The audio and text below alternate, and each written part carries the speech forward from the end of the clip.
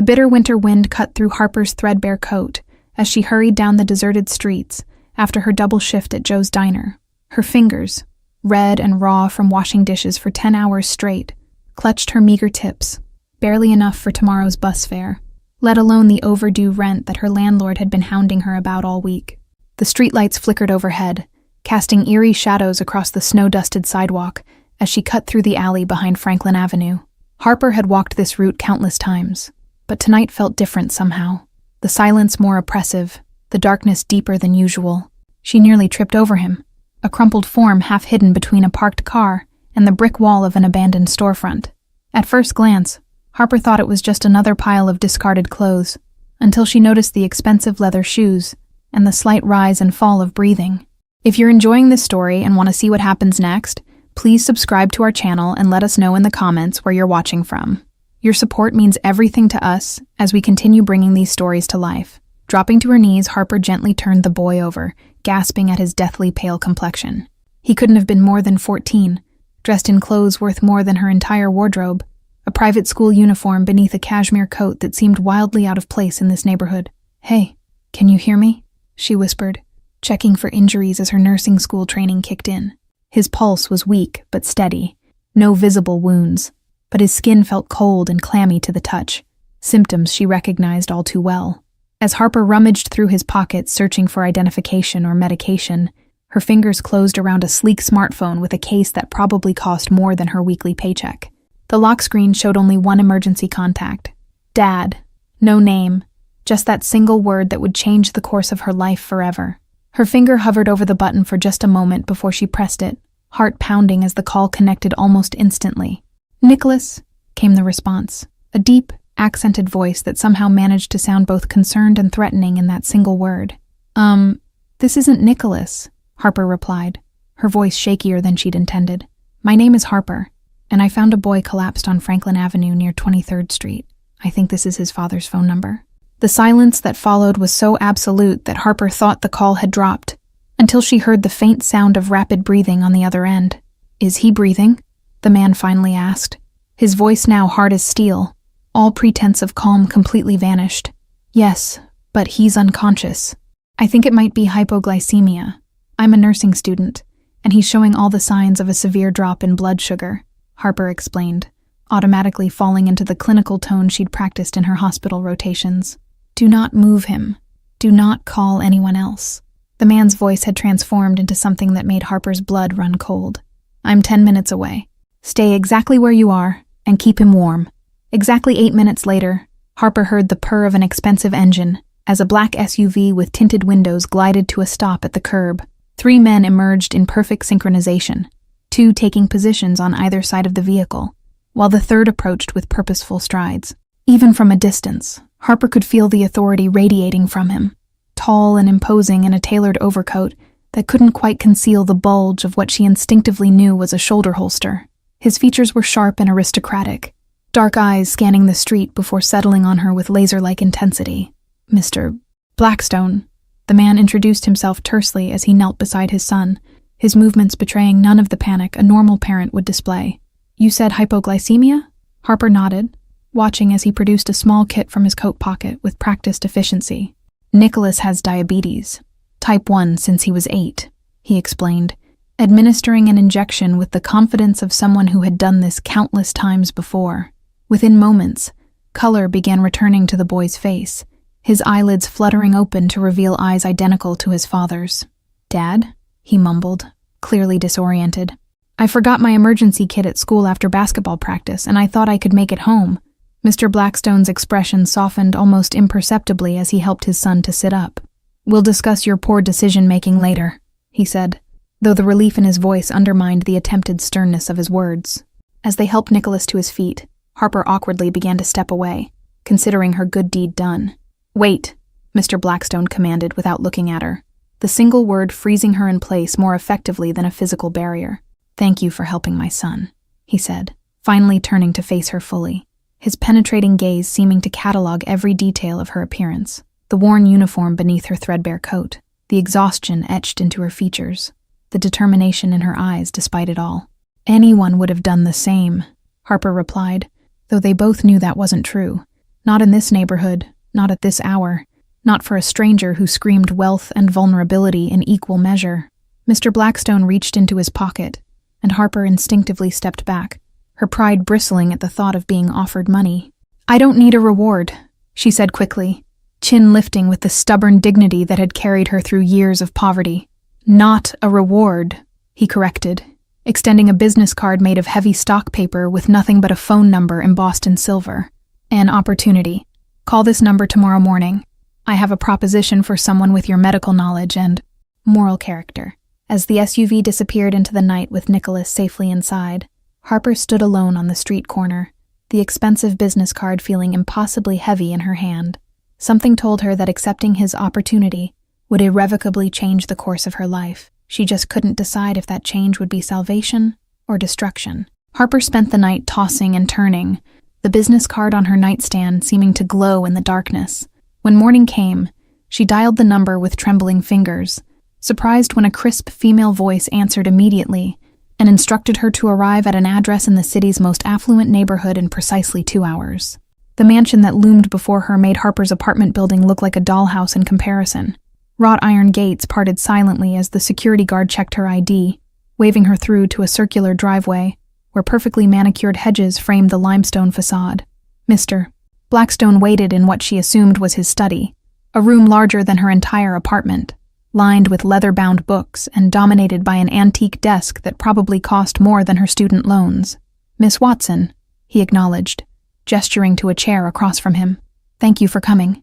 Nicholas has a rare form of type 1 diabetes that makes his condition particularly volatile," he explained without preamble. "His previous medical companion recently left our employment, and I find myself in need of someone with your specific skills and discretion." Harper's jaw nearly dropped at the figure he named as her salary, more money than she'd make in 3 years at the diner. "You want me to be your son's... what exactly? Nurse? Babysitter?" she asked, struggling to maintain her composure. "Medical monitor," Mr. Blackstone corrected. "Nicholas is 14 and resents constant supervision, but his condition requires it. You would live here, accompany him to school events, monitor his glucose levels, and ensure he follows his treatment protocol." A door slammed somewhere in the house, followed by the sound of running footsteps. Moments later, Nicholas burst into the study, his earlier vulnerability completely transformed into teenage defiance. "I don't need a babysitter, Dad. I had 1 bad episode. 3 this month," his father countered with steel in his voice. "And last night could have been fatal if Miss Watson hadn't found you." "This isn't negotiable, Nicholas." The teenager glared at Harper as if she were personally responsible for his predicament. "So what? She follows me around school? My friends will think I'm under house arrest or something." "Your friends will think whatever I tell them to think, Mr. Blackstone replied coldly, revealing a glimpse of the power Harper suspected he wielded far beyond the walls of this mansion. "Miss Watson will pose as my personal assistant, who happens to be studying nursing. Nothing more suspicious than that." Nicholas stormed out, slamming the door with theatrical teenage rage. An uncomfortable silence settled over the room until Mr. Blackstone sighed, a flicker of vulnerability crossing his features so quickly, Harper almost missed it. "There's something else you should know," he said quietly, opening a desk drawer and removing a thick file. "Nicholas's mother was murdered 3 years ago, a business associate's attempt to strike at me. Since then, his condition has deteriorated significantly under the stress and trauma." Harper's nursing instincts kicked in immediately. Psychological stress can absolutely impact blood glucose regulation. Has he received proper counseling for the trauma? By the end of the week, Harper had moved into a suite of rooms in the east wing of the Blackstone mansion, her meager possessions looking laughably out of place among the luxury. The staff, a mixture of household employees and men who clearly served security purposes, regarded her with polite curiosity. Mrs. Chen, the housekeeper, took Harper under her wing, explaining the complex rhythms of the household while helping her unpack. "Mr. Blackstone may seem cold," she said quietly, folding Harper's uniforms with more care than they'd ever received, "but everything he does is to protect Nicholas." Harper's first week passed in a blur of adjustment and careful observation. Nicholas alternated between sullen resistance and grudging cooperation, his attitude softening slightly when Harper helped him manage a glucose crash without alerting his father, and the subsequent embarrassment. The mansion operated like a well-oiled machine, with staff moving through their duties with practiced precision. Harper quickly learned which rooms were open to her and which remained mysteriously locked, which staff members were actually security personnel, and most importantly, which nights Mr. Blackstone hosted business meetings that she and Nicholas were expected to avoid entirely. One evening, while helping Nicholas with his biology homework in the kitchen, Harper overheard two security men speaking in hushed tones about a shipment coming through the harbor and complications with the Donovan family. Nicholas caught her listening and shook his head slightly, a warning she immediately understood. "You don't ask questions in this house," he told her later, as she checked his glucose levels before bed. "Dad has complicated business interests. The less you know, the safer you are." The next morning, Harper encountered Mr. Blackstone in the hallway, his knuckles bruised in a pattern she recognized from her ER rotations, the distinctive marks of someone who had recently been in a fight. Their eyes met, his challenging her to comment, hers showing only clinical assessment without judgment. "Nicholas has a school field trip today," she said instead, pretending not to notice. "I've packed his emergency kit and extra sensors for his continuous glucose monitor. We'll be back by 4. Mr. Blackstone nodded, visibly relaxing at her discretion. "Take Ramirez with you," he instructed, referring to one of his security men. Standard protocol for outings. What had started as a job was rapidly becoming a complex dance of unspoken rules and careful boundaries. Harper found herself drawn into the strange intimacy of the Blackstone household, where danger and luxury coexisted in an uneasy balance. The first real threat came 6 weeks into Harper's employment, on an unseasonably warm spring afternoon. She and Nicholas were returning from his endocrinologist appointment when she noticed a black sedan following their car, maintaining a precise distance through 3 consecutive turns. "Nicholas," she said quietly, careful to keep her voice casual, "text your father's security team.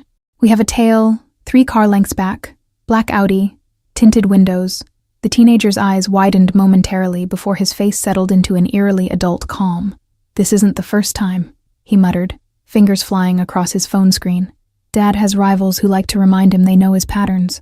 Within minutes, 2 unmarked SUVs materialized, seamlessly inserting themselves between Harper's car and the sedan. By the time they reached the mansion gates, their unwelcome shadow had vanished. But the incident left Harper with a lingering sense of unease. That evening, she was summoned to Mr. Blackstone's study, where he sat reviewing security footage with an expression that made her blood run cold. "You noticed the tail immediately," he observed, rewinding the street camera footage to show her precise moment of recognition. "Most people wouldn't have." "My neighborhood wasn't exactly safe," Harper replied with a shrug. "You develop certain instincts when you walk home alone at night for years." Mr. Blackstone studied her with new interest, as if reassessing a puzzle whose pieces had suddenly shifted. "The Donovan family is hosting a charity gala next weekend," he said abruptly. "I'll be attending, and I want you and Nicholas to accompany me." "The Donovans?" Harper echoed, recognizing the name from the whispered conversation she'd overheard weeks ago. "Aren't they your business rivals?" A dangerous smile flickered across his face. "Officially, we're friendly competitors in the import business. Unofficially, Michael Donovan has been trying to discover Nicholas's medical condition for months, believing it to be a potential weakness in my organizational structure." Harper felt the full weight of what she'd stepped into. This wasn't just about a boy with diabetes, but about power dynamics she barely comprehended. "You want to use me as a shield," she realized aloud. "Having Nicholas's medical companion nearby shows you're addressing the vulnerability while flaunting that you're not hiding it. Instead of denying it, Mr. Blackstone nodded approvingly. "You understand the language of power better than I expected, Miss Watson." 3 days later, a delivery arrived for Harper, a gown in deep emerald silk that probably cost more than a semester's tuition, with a note in Mr. Blackstone's precise handwriting. "For the gala, the Donovans will be watching everything, including appearances." The Donovan family estate rivaled Blackstone's in grandeur, with crystal chandeliers illuminating a ballroom filled with Chicago's elite. Harper felt painfully out of place despite her elegant gown, hyper-aware of the calculating gazes following her every move as she kept Nicholas within sight. Michael Donovan approached them during dinner, a smile that never reached his eyes fixed on his face, as he greeted Mr. Blackstone with the false warmth of a longtime enemy. "And who is this lovely young woman?" he inquired, his gaze lingering on Harper with uncomfortable intensity. "Harper Watson, my personal assistant," Mr. Blackstone replied smoothly, his hand coming to rest protectively at the small of her back. She's pursuing her nursing degree while helping manage my household affairs. The evening progressed with the careful choreography of predators circling each other, every conversation layered with double meanings that Harper only partially grasped. Nicholas remained unusually subdued, sticking close to her side and checking his glucose monitor more frequently than normal under the stress. As the orchestra began playing after dinner, Harper noticed Nicholas's hands trembling slightly, an early warning sign she had learned to recognize. A quick check of his monitor confirmed her suspicions. His glucose levels were dropping dangerously fast. "Nicholas needs air," she murmured to Mr. Blackstone, keeping her voice light, even as she slipped his emergency kit from her clutch purse. "We'll step onto the terrace for a moment." They had barely made it outside when Nicholas's legs buckled beneath him, his skin going clammy as the severe hypoglycemia took hold. Harper worked quickly, administering glucose gel inside his cheek, while keeping his airway clear. Mr. Blackstone appeared beside them, his composed facade cracking slightly, as he knelt next to his son. "What happened?" he demanded, the fear in his voice making him sound human for the first time since Harper had met him. "Stress-induced crash," Harper explained, continuing to monitor Nicholas's vitals as color slowly returned to his face. "His body's burning glucose faster than normal because of the adrenaline. He'll be okay in a few minutes." As Nicholas began to recover, Harper became aware of a shadow lingering near the terrace doors. Michael Donovan, watching with undisguised interest before disappearing back into the ballroom. "He saw everything," she whispered, sudden dread pooling in her stomach. "Get Nicholas to the car," Mr. Blackstone ordered, his expression hardening into something dangerous as he stood. "I need to have a word with our host before we leave." The ride home passed in tense silence, Nicholas sleeping in the back seat, while Mr. Blackstone made a series of cryptic phone calls. When they arrived at the mansion, he carried his son inside with surprising gentleness before returning to where Harper waited in the foyer. "Donovan will use what he saw tonight," Mr. Blackstone stated flatly, pacing the length of his study as Harper sat exhausted in the leather chair. "He'll spread word of Nicholas's condition, position it as a weakness in my organization, attempt to leverage it against me." Harper watched him move like a caged predator, seeing for the first time the full weight he carried. "You've spent years hiding his condition, haven't you? Not just for his privacy, but because in your world, any vulnerability can be exploited." "My wife was killed because she was perceived as my weakness," he replied, voice hollow, with a grief that still felt raw after 3 years. "I won't let that happen to my son." Dawn was breaking when Mr. Blackstone's security chief burst into the study without knocking, a breach of protocol that instantly put Harper on alert. "Sir, we have confirmation that Donovan's men accessed Miss Watson's apartment building last night. They've been questioning her former neighbors." Cold dread washed over Harper as she realized the implications. "They're investigating me? Why would they care about my background?" "Because you're now connected to me," Mr. Blackstone explained grimly. "And Donovan will use anyone in my orbit as potential leverage. Your former life, your remaining connections there, they're all vulnerable points now." The weight of responsibility pressed down on Harper's shoulders as she realized her decision affected more than just herself. Images of Mrs. Patel watering her window plants and offering Harper homemade chai flashed through her mind, suddenly transformed into potential targets in a war she never chose to join. James's network of informants had already intercepted 3 of Donovan's men surveilling the community college where Harper's study partners still gathered every Thursday. The thought of violence touching that small library room where she'd once struggled through anatomy flashcards turned her stomach to ice. "They won't stop at passive observation," James warned, sliding surveillance photos across his desk. "Donovan believes in applying pressure until something breaks. He'll start with subtle intimidation and escalate until he finds the threshold of what you can bear." Harper examined the clinical rotation schedule that Professor Jenkins had presented, each location carefully selected not just for educational value but for security infrastructure. Even her education had become a strategic consideration in a chess game where she was simultaneously pawn and queen. Harper thought of her elderly neighbor, Mrs. Patel, who had always saved leftovers for her, of her study group at the community college, of the diner owner who had kept her job open despite her sudden departure. "These are innocent people who have nothing to do with your world." Mr. Blackstone's expression remained impassive, but something flickered in his eyes. Regret, perhaps, or something deeper. "There are 2 options now. You can leave, return to your life with enough money to finish your degree somewhere far from Chicago. Or you can stay, and I'll extend my protection to those you care about." "That's not really a choice," Harper said quietly. understanding the manipulation even as she recognized the genuine offer of protection. "You know I won't abandon Nicholas now." The next morning, a sleek black car arrived carrying Harper's nursing school advisor, Professor Jenkins, who looked bewildered to be escorted into Blackstone's study. "Miss Watson, your benefactor has made an unusual request regarding your education," she began, glancing nervously at Mr. Blackstone. The unusual request turned out to be a complete restructuring of Harper's degree program, private tutoring, accelerated coursework, and clinical rotations arranged at medical facilities owned by Blackstone subsidiaries. Professor Jenkins left with a dazed expression and a substantial donation check for the nursing program. "You're rewriting my life," Harper observed that evening, as they sat on Nicholas's hospital-grade monitoring equipment, "making me dependent on your world, cutting off my escape routes." 3 months after the Donovan Gala, Harper's integration into the Blackstone household was nearly complete. Nicholas had transformed from a reluctant patient to an ally, his health stabilizing under her consistent care, while their relationship evolved into something like friendship, or even siblings.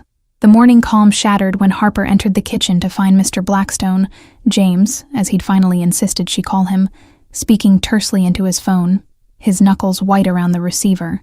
"Bring the car around. We need to move now." "Donovan's men took Mrs. Patel," he explained grimly as they rushed toward the waiting vehicle. "Your former neighbor. They're holding her at an abandoned warehouse as bait, expecting me to send security while they target Nicholas here." Harper's blood ran cold at the thought of the kind elderly woman in the hands of men like Donovan. "We have to help her. She has nothing to do with any of this. She's innocent." James's expression was unreadable as he checked his weapon. "That's why we're going personally while the security team stays with Nicholas. They expect me to prioritize my household over your connection. It's the one scenario they haven't planned for." The warehouse loomed ahead, deceptively quiet in the morning light. James handed Harper a small device. "Tracking beacon. If anything happens to me, press this button and my team will come. Get Mrs. Patel out first, no matter what." Inside was a maze of shipping containers and forgotten machinery, the air thick with dust and foreboding. James moved with predatory grace, signaling Harper to follow his exact footsteps as they navigated deeper into the trap that waited for them. They found Mrs. Patel tied to a chair in a small office, frightened but mercifully unharmed. As Harper rushed to untie her, James positioned himself at the doorway, weapon raised against the footsteps approaching from multiple directions. "Get her to the exit," he ordered, eyes never leaving the corridor. "I'll hold them off. Don't argue, Harper. Her life depends on your speed now." Supporting Mrs. Patel's weight, Harper hurried through the warren of corridors, the sounds of gunfire erupting behind them. They had almost reached the exit when a figure stepped from the shadows. Michael Donovan himself, a pistol aimed directly at them. Time seemed to slow as Harper positioned herself between the gun and Mrs. Patel, her medical training automatically calculating angles and vital points. The warehouse's damp air filled her lungs as she breathed deeply, searching for the same calm she'd mastered during Nicholas's worst episodes.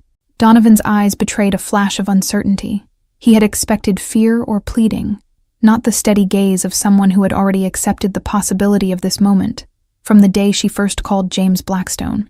The power dynamic shifted imperceptibly as Harper held her ground without flinching. Behind Donovan's shoulder, a shadow detached from the darkness, moving with liquid precision that spoke of years of combat training. James's presence radiated a controlled fury that seemed to lower the temperature in the warehouse. His focus narrowed to a predatory intensity Harper had glimpsed only once before, the night Nicholas had collapsed at the gala. The moment crystallized Harper's transformation. From a struggling nursing student who once feared the implications of Blackstone's world, to a woman who now understood its unspoken language of power and protection. The warehouse's decaying walls held witness to the final dissolution of her old life and the solidification of her place in this new one. "The famous nurse," he sneered, blocking their path. "Blackstone's new weakness. How convenient that you've delivered yourself to me, saving me the trouble of hunting you down later." In that moment of terror, Harper made a calculation based on everything she'd learned in the Blackstone household.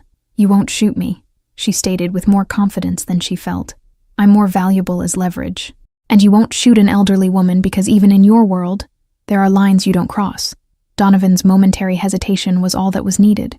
James appeared behind him, silent as a ghost, the barrel of his gun pressing against Donovan's skull. "You targeted my son's medical condition. You abducted an innocent woman. You threatened someone under my protection," he said, his voice eerily calm. Any one of these would earn my retribution. All three? That's a death sentence. The drive back to the mansion passed in stunned silence. Mrs. Patel safely delivered to a private medical facility with round-the-clock security. It wasn't until they were alone in his study that Harper finally asked the question that had been burning inside her since the warehouse. "You could have let them take me," she said quietly. "It would have been the logical choice. Protect Nicholas. Sacrifice the nurse. Why risk everything to save me and Mrs. Patel?" James moved toward her slowly, as if approaching a frightened animal. "Because you showed me there's more to strength than power," he answered, his voice rough with emotion. "The night you found my son, you stopped for a stranger when no one else would. That kind of courage, it's worth protecting." The distance between them vanished as his hand cupped her cheek, thumb tracing the outline of her jaw. "Stay," he whispered, the word somewhere between a command and a plea. "Not as Nicholas's nurse, not as my employee. Stay because this house hasn't felt like a home until you were in it. Thank you for following my story. If you enjoyed it, don't forget to like, subscribe, and share this video, as your support is crucial for me to continue creating content here.